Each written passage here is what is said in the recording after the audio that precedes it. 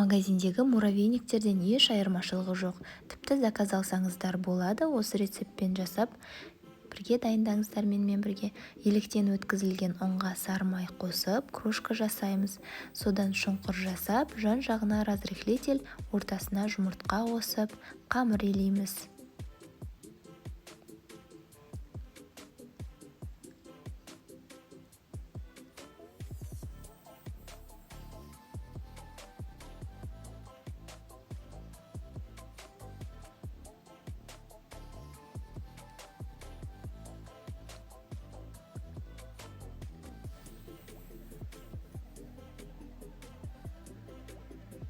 Қамырды бірден 3-4 бөлікке бөліп алып, жарты сағатқа тоңазытқышқа салып қоямыз.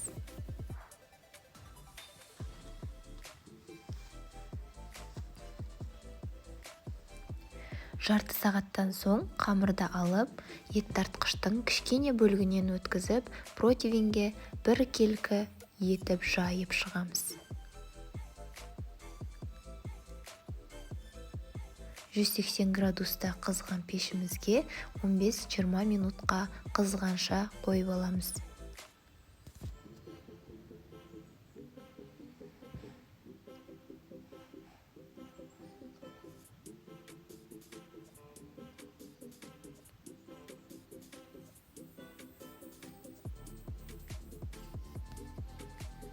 Сол аралықта кремімізді дайындаймыз. Вареная сгущенкамызға қайнаған су құйып, бір келкі масса болғанша миксерлейміз.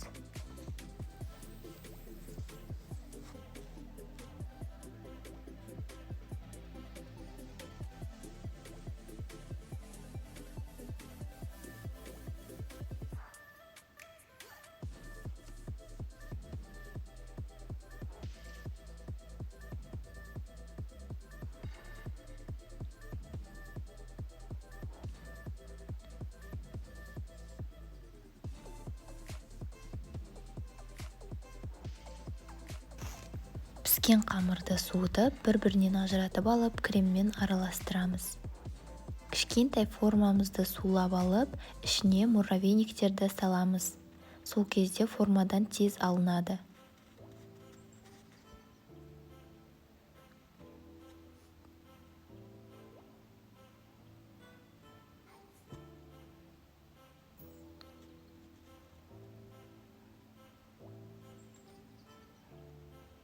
Бетін қалауларыңызша қант ұнтағымен немесе шоколадпен әрлесеңіздер болады.